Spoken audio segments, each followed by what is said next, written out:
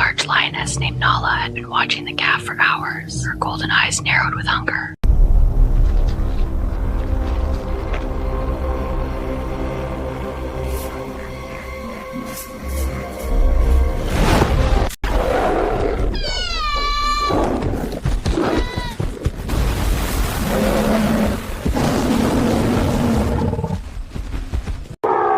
Mother hippo roared, a sound so deep it shook the air. She slammed into one lion, tossing it into the water. Another tried to bite her leg, but she crushed it under her massive body.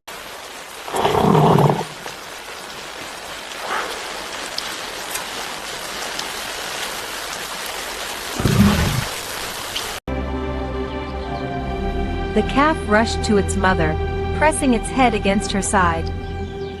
The river calmed again, sunlight dancing on